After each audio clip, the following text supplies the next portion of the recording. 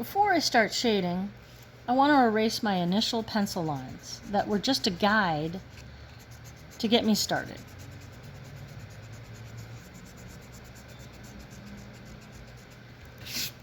Bye-bye. Bye-bye, pencil line.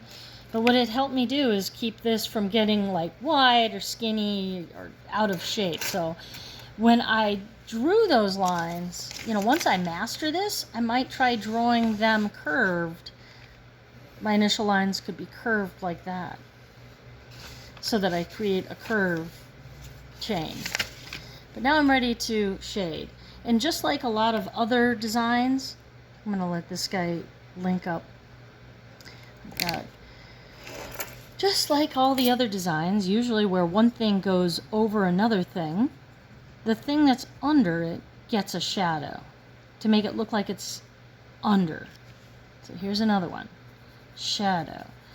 Now I could lighten up towards as I go away so that it's gradual, as opposed to doing it like this. This is not gradual.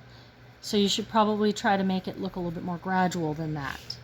So I start a little heavy, then as I go away from it I start to lighten up a little, and I'm not pressing as hard until I'm barely pressing at all.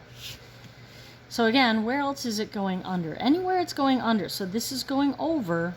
So this right here is going under. So it gets shading. So wherever it goes under gets some shading.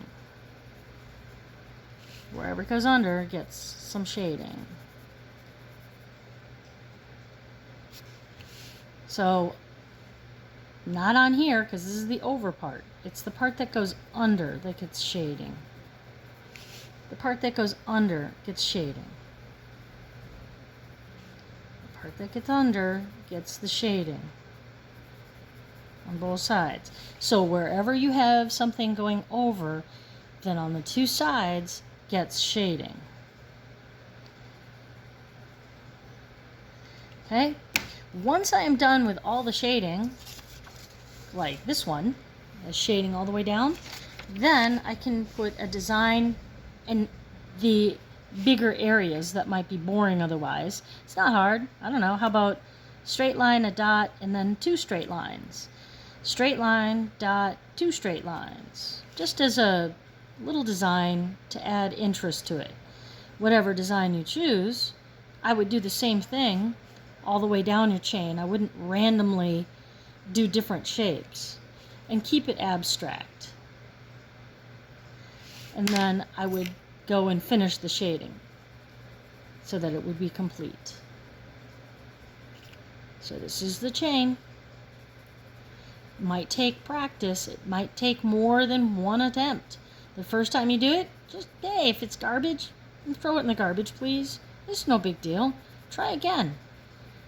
Your first one might be kind of shaky, not as completely like together as your next one. That's why we practice before we do the whole shebang. So practice before you try to ever put it on your final piece of art. Practice, practice, practice.